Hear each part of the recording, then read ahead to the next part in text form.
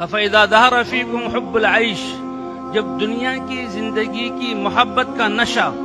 اس لیے حضور صلی اللہ علیہ وسلم نے فرمایا حب الدنیا رأس کل خطیئہ، کہ دنیا کی محبت ہر برائی کی جڑ ہے۔ کہ جب دنیا کی محبت کا نشہ تم پر غالب آ جائے گا تو پھر تم یہ اتنا اونچا کام یا اللہ نیکی کا حکم کرنا اور برائی سے روکنا یہ چھوڑ دو گے۔ فلا تأمرون بالمعروف، نیکی کا حکم نہیں کرو گے، ولا تنہون عن المنکر، اور برائی سے تم نہیں روکو گے، اور اللہ کی دی ہوئی جان اور مال کو اللہ کے دین کے لیے زندہ کرنے کے لیے نہیں لگاؤ گے تو یہ چیز غالب آ جائے گی۔ فرمایا القائلون یومئذ بالکتاب والسنہ، اس زمانے میں جو لوگ کتاب اور سنت کو لے کر اٹھیں گے اور ساری انسانیت کو بتائیں گے کہ لوگو اللہ کی ذات پر ایمان لے آؤ، اللہ کے احکام پر چل لو، اپنے نبی صلی اللہ علیہ وسلم کے طریقے پر چل لو، کہ ان باتوں کو بیان کرنے والے لوگ ان کو اللہ کتنا اونچا درجہ عطا فرمائیں گے۔ فرمایا کہ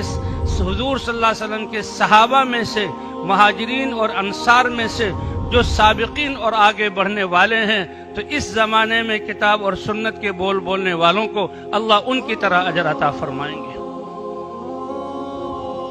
تو بھئی اللہ نے یہ دعوت و تبلیغ کی محنت دی ہے، یہ سارے انسانیت کے لیے اللہ نے ہمیں دی ہے۔ جیسے اللہ پہلے زمانے میں نبیوں کو بھیج کر انسانوں کی قسمتوں کو بدلتے تھے اور انقلاب آتا تھا، انسانوں میں پاکیزہ زندگیاں آتی تھی، پاکیزہ اعمال، اور یہ زمین امن کا اور اللہ کی رحمتیں اور برکتیں اترنے کا گہوارہ بنتی تھی، تو اسی طرح اللہ نے صدیوں بعد یہ حضور صلی اللہ علیہ وسلم والی محنت، جس میں سارے انسانوں کے لیے خیر خواہی، ہمدردی ہے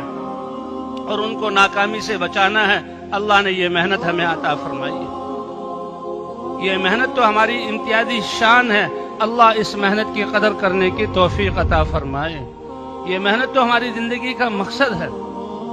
عبادت پر اللہ فرماتے ہیں رزق دوں گا، اس محنت کرنے پر اللہ کی مدد ہوگی، اور جب اللہ مدد کرنے والے ہوں تو بتائیں ایسی قوم کا کون سا کام رک سکتا ہے اور کون سی مخلوق ان کو نقصان پہنچا سکتی ہے۔ ان تنصر اللہ ینصرکم، اگر تم اللہ کے دین کی مدد کرو گے تو اللہ تمہاری مدد کریں گے، اور اللہ کے دین کی مدد کیا ہے کہ یہ دین جو پوری انسانیت کے لیے ہے اس میں زندہ کرنے کے لیے اپنی جان اور مال کو لگانا۔ اس امت کو تو چنا ہوا ہے، هو اجتباکم، اللہ نے تمہیں چنا ہے اس کام کے لیے۔ تو بھئی اس کے لیے اللہ نے یہ محنت دی ہے، اور یہ محنت زندگیوں کا مطالبہ کرتی ہے کہ ہم یہ عزم کریں، اس ذمہ داری کا احساس کریں کہ اے اللہ تو نے ختم نبوت کی وجہ سے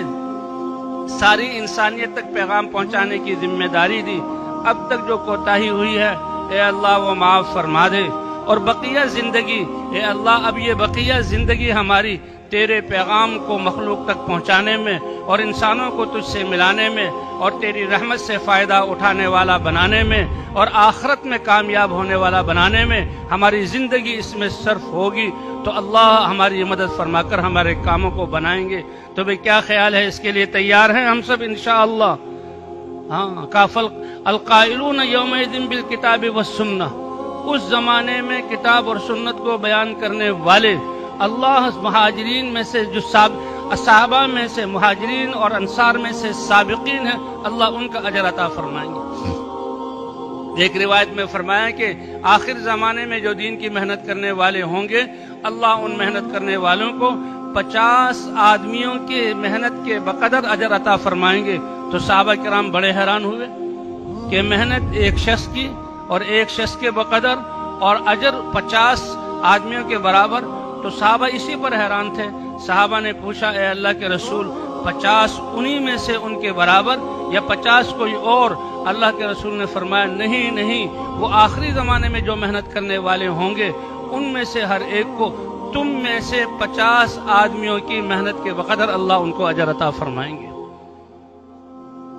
تو بھئی جو زندگی گزری ہے ہماری خواہشات میں، اس میں تو اللہ سے معافی مانگنا، اللہ معاف کرنے والے ہیں، اور بقیہ زندگی کتنی ہے کسی کے پاس اس کی گارنٹی نہیں ہے۔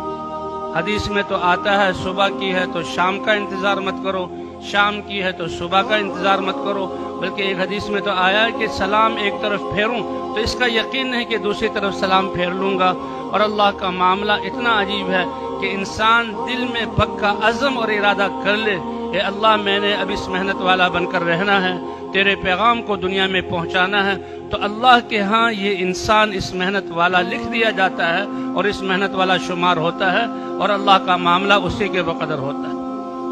تو بھئی نیت کی نا انشاءاللہ ہم اس محنت والا بن کر رہیں گے بھائی۔ تو کون کون نیت کرتا ہے انشاءاللہ؟ کون کون کی اس محنت والا؟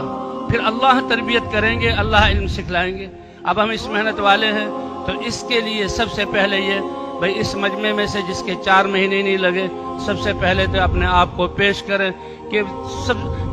پہلی فرصت میں اور ترتیب بنا کر اللہ کے راستے میں 4 مہینے کے لیے جاؤں گا، اس کے لیے فرمائیں بھئی،